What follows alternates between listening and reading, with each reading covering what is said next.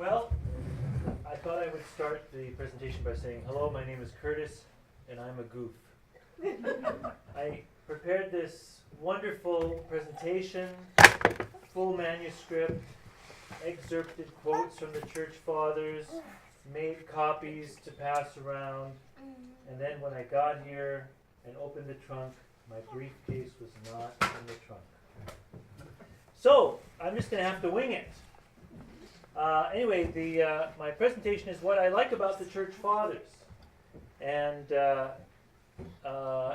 that's pretty intentional. It's what I like about the church fathers because they're a diverse group of people, and they have their agendas and their axes to grind, or I should say, had their agendas and axes to grind, and they do have to be understood in their context.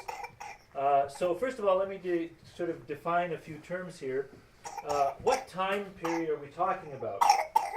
Generally, when people talk who study patristics, that's the academic subject of studying the church fathers. Patristics. The time period is generally understood to be what's called the sub-apostolic age. In other words, the generation following the apostles. So the first church fathers in that sense are the disciples of the disciples, as it were, that next generation. So we'll say around 90, the year 90, up to the year 787, and that is when the Seventh Ecumenical Council happened, the Second Council of Nicaea, and that's understood to be sort of the end of that period. And what was happening during this period, of course, was that Christianity went through a number of important stages through this, and so the church fathers, who were above all writers, the reason we remember them is because they wrote, and their writings were preserved and handed down, copied, was that Christianity started, of course, it started as a sort of marginal offshoot of Second Temple Judaism, and I won't get into all that, but anyway. And then after the Jewish War, AD 70, destruction of Jerusalem and all that kind of stuff, Christianity begins to move into becoming a sort of persecuted minority in its own right. And then in the year 314, when Constantine legalized Christianity, it moves into becoming a legal option for people in the Roman Empire. And of course, in the year 301, the king of Armenia became Christian, and Armenia became the first sort of quote-unquote Christian nation, Christian country, whatever. And then in the year 380, the Emperor Theodosius made Christianity the only legal religion of the empire. So in each of these phases, there are different issues, different agendas. The powers that be are involved or not involved in the life of the church in different ways. As an outside nuisance, as a persecuting presence, as a meddling. The emperors like to, after this, they really like to meddle a lot in theological debates, and sometimes some people in the church, and there was not uniformity in the church. There was a lot of argument. That's the other reason they wrote so much. They were always arguing with each other and different things. So one of my favorites of the church fathers, Maximus the Confessor, he lived he was born in the late 500s. See, I don't have that in front of me now. And he died in can I recreate it? Anyway, he lived to be about 80 years old. And he was a bureaucrat who had left government service to become a monk. And the emperor was saying, this is what we have to believe. And he said, no, we don't. This is what we have to believe, and continued to defy the emperor's order that no one is allowed to talk about this anymore. Because I'm the emperor, and I've said this is what we're going to believe. And Maximus just kept talking. Anyway, so he was arrested and had his hand chopped off, his right hand, had his tongue cut out so he couldn't talk anymore. and eventually died. But he was brilliant. Anyway, so they're a diverse group. They come from a lot of different social backgrounds. Some of them came from wealthy backgrounds, landowning backgrounds. This is the ancient world, late antiquity. You do have to understand late antiquity in the Mediterranean world to understand where these people are coming from. But some of them came from humbler backgrounds.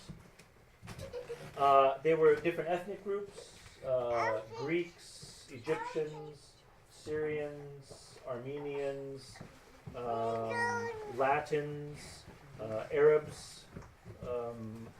Anyway, so there's different ethnic backgrounds from different parts of the Mediterranean world. And but they can be kind of grouped into two main groups, the Greek fathers and the Latin fathers. And of those, I prefer the Greek fathers for a lot of different reasons I'll get into in a minute here. They weren't all Greeks. This is where more of the diversity was in the East. They came from different ethnic backgrounds, but they wrote in Greek, so they're called the Greek fathers. The Latin fathers wrote in Latin, and they're a more uniform group. They're a smaller group, and to me, they're a less interesting group. So I'm just going to set them aside. So I didn't always like or appreciate the church fathers. When we had to read them in seminary, I found them dry and dusty and boring and actually bizarre sometimes. And it's because I didn't understand the religious, cultural, intellectual milieu that they were in. But I think the most important thing I didn't understand was this part here, that they were mystics and they were ascetics. And you've got to understand that. If you don't understand this, you don't understand what they're talking about. So the big turnaround for me came about 10 years ago when I read a magnificent survey of the Church Fathers called The Roots of Christian Mysticism, texts from the patristic era with commentary. It's written by a French Eastern Orthodox theologian named Olivier Clément. And it's just a magnificent book. It took me 9 months to work my way through. It's very dense. It's very intense. And all he does is he has a few paragraphs of commentary, and then he has some quotes, and then some more commentary, and some more quotes, and some more. He's organized it by topic, and this really helped me understand that where these people are coming from is from this perspective. So what's mysticism? What's asceticism? Mysticism is the mystic seeks union with God, oneness with God. That is the project of the mystic. And in this era, mysticism and asceticism were linked together. They were inseparable. You couldn't be one without the other. And this one was for the purpose of this. Asceticism, of course, is the intentional practice of self-denial. And the asceticism in this period was very widespread, was very trendy. It was actually a sort of huge social trend on the Eurasian landmass that had started in India about the year 500 BC-ish, with Siddhartha Gautama, Buddhism, and so on and so forth. But of course, Hinduism has this in it, has kind of a latent asceticism in it. And it spread out from there.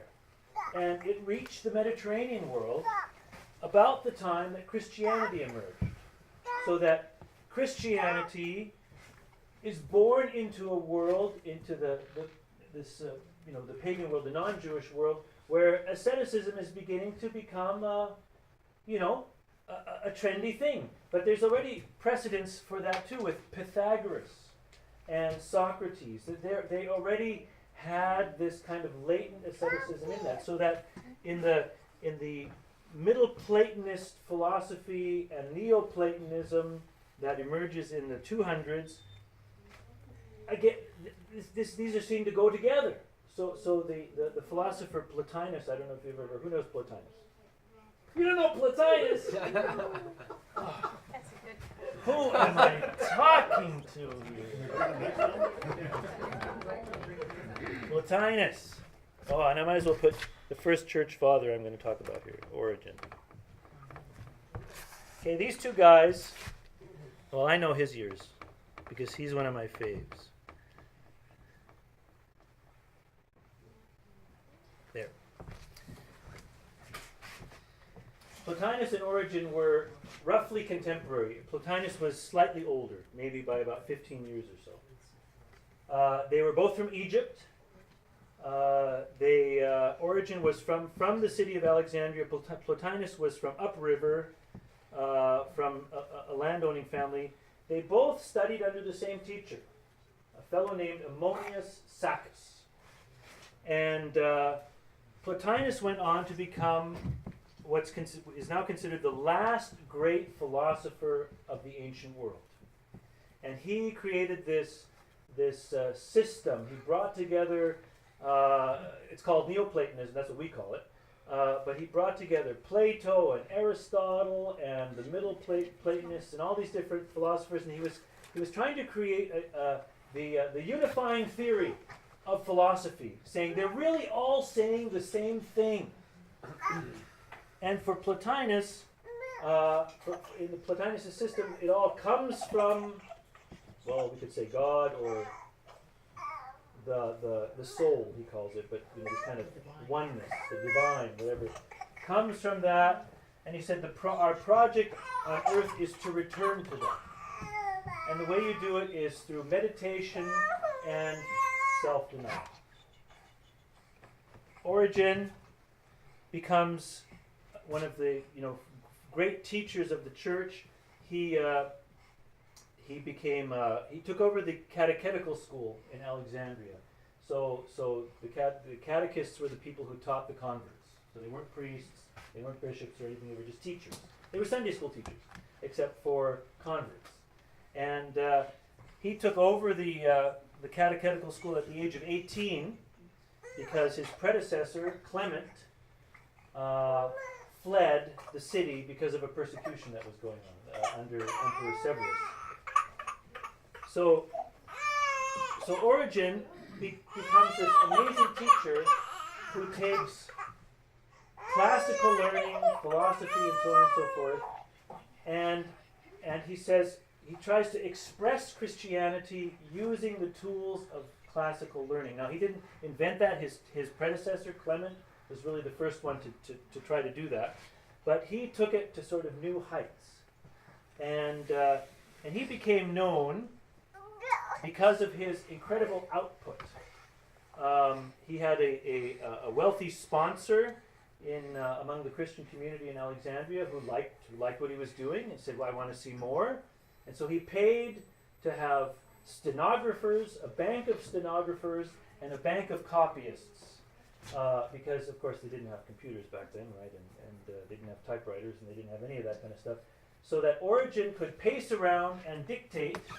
The stenographers would shorthand. They had shorthand back then, a form of shorthand. And then they would take it over and write it out nicely and have the copyists copy it. And that's how you published in those days. It was a very labor-intensive kind of thing. And he did sermons, he did Bible commentaries, he did philosophical works, he did just on and on and on and on. And where was I going with this? With Origen. Anyway, so he becomes so well known as a teacher in the church that for 150 years after he passed away, he was regarded by many of the later church fathers as the greatest teacher in Christendom. Interestingly enough, another 150 years later, he was condemned as a heretic. That's how it goes, right? But that condemnation was a very sort of politically driven kind of thing. So, anyway. But one of the things I was going to share and pass around and have us look at was from Origen's work called On First Principles, where he talks about biblical interpretation. And what's so interesting to me about this is the big axe that he grinds in here at several different spots is people who read the Bible literally. He says it is patently unchristian to read the Bible literally. And he gives all these examples. And what I was going to share with you was this kind of jag he goes on, where he says, you know, what person of intelligence would say that the first and second and third day had no sun or moon or stars or even heaven to speak of? And what person of any intelligence would say that? And he goes on and on and on. And he says, clearly, this was intended to be understood in a figurative manner to teach us spiritual lessons, right? That's his whole kind of thing. He goes on and on. You know, for a very long time, I shortened it up a little bit. And it's so interesting, and that is a very common theme through the church fathers, that they will, many of them will say, it is universally accepted in the church that we interpret the scriptures metaphorically, symbolically, figuratively. That's how we do it in the church. And so what's interesting about that is that nowadays we have this idea that the old way of interpreting it is literally. And that's actually not the old way. Because again, these people are anchored in their milieu and they understand the way they look at the world is, you know, philosophically, this is what they were already doing. Other things were interpreted in this way too. If something is spiritual, then it is a symbol for something beyond. And you can't understand it just as it is. You have to understand that there's something deeper, something more inside of it. You have to read it figuratively, metaphorically, and so on and so forth. So that's the great Origen. There was another persecution in 261, I think, under the Emperor Decius, and he was arrested in that, tortured. He survived that, but he died, you know, a year and a half or so after his release. And normally that would have given him the title Origen the Confessor. Later on, you know, he would have been awarded that, but because he was condemned as a heretic in the mid-500s, he never got that. But there is a movement afoot to rehabilitate Origen. You're leading. I'm leading. Oh, back to the asceticism. That's what I was getting at. So the idea of asceticism is basically the principle: feed the body, starve the soul; starve the body, feed the soul. But you know, there are degrees, right? And so the next person that I had a nice long quote from is a fellow named Gregory of Nyssa. Let me get rid of this here so I don't go too low.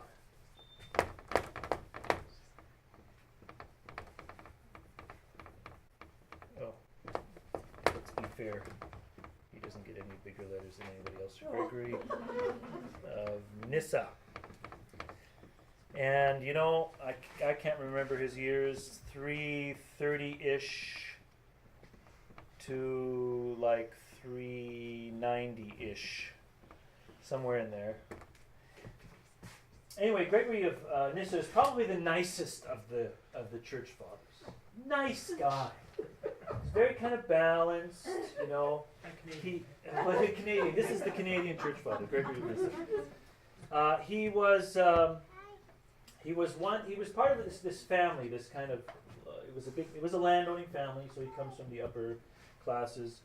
And they lived in Cappadocia, which is in the eastern part of what is now Turkey. And so he and his brother and a friend of theirs together are called the Cappadocian Fathers. And they are, in the Eastern Orthodox Church, that's the top. They're the most important. They are to the east what Augustine is to the west. And Gregory wrote a wonderful little biography oldest sister called The Life of Macrina. And you'll notice it says church fathers here. And one of the things is that we don't have a lot of writing from women. It is a very kind of male world in that way, especially the writing world and the debating world and so on and so forth. But what Gregory talks about in there is that his oldest sister is the one who got him and his brother and another brother to go into the church. His oldest brother Basil studied law and became a lawyer. He, Gregory, was studying rhetoric. And after their father died, Macrina got them to change their ways and go into church, working for the church. And eventually Basil became a bishop, and Gregory became a bishop, and their friend Gregory also became a bishop. And what Macrina did was, it looks like their mother went into sort of a depression after the father passed away. He doesn't say that in there, he doesn't put it that way, but read between the lines in it. That's what it sounds like something's not right here. Because Macrina is running the show. And she convinces her mother to let her turn the estate into a double monastery. And she, Macrina, runs the women's side of it, and she convinces her youngest brother Peter to run the men's side of the monastery. And the mother lives with her oldest daughter in the women's monastery. Anyway, Gregory of Nyssa, he was married. Bishops, back then there were still married bishops and so on, and so he was married. What he does is, one of the things that really was interesting to me was in this one treatise he wrote on virginity, which is actually a treatise about asceticism. He uses the medical science of the day to reflect on what is the best way to do this self-denial. And the medical, Galen was the great sort of doctor of the day. The medical science of the day sounds a lot like Chinese medicine. And it's about balancing the humors, right? So you have to balance hot and cold, wet and dry. And so he says, this doctor friend of mine explained to me how this works, and how these different things get mixed up and so on and so forth, and how to maintain good health, you have to keep a balance of these humors. Therefore, the faithful Christian will be sure to keep this in mind and not, starve yourself too much, and don't feed yourself too much.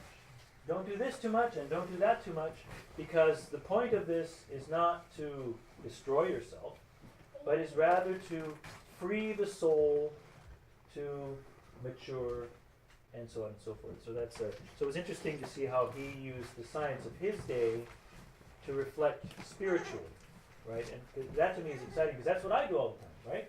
I look at physics, I look at biology, I look at anthropology, I look at all these different things and say, what does this tell me?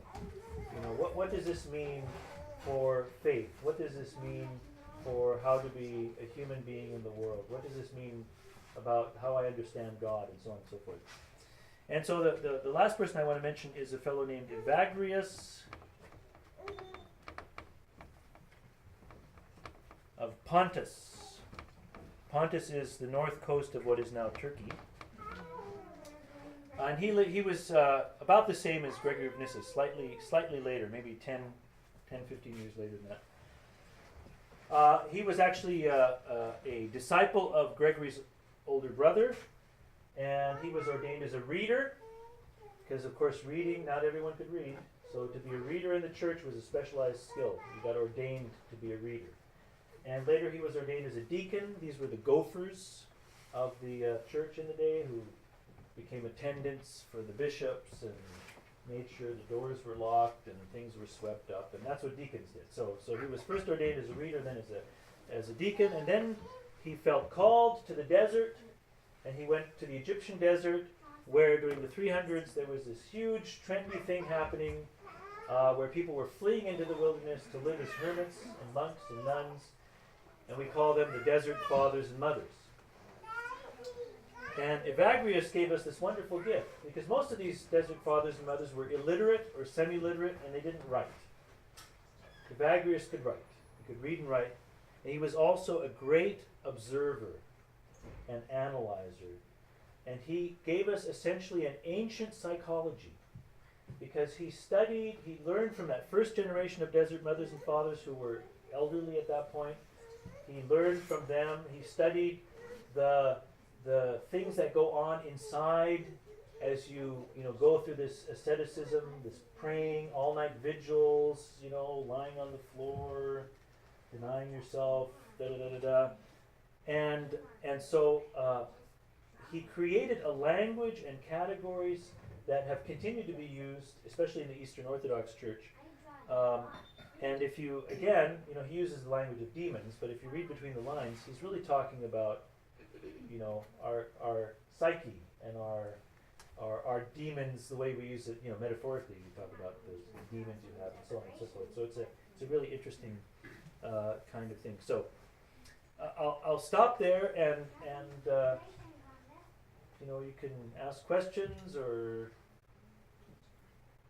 speak out or go on a diatribe. I've read lots of diatribes. They do that a lot.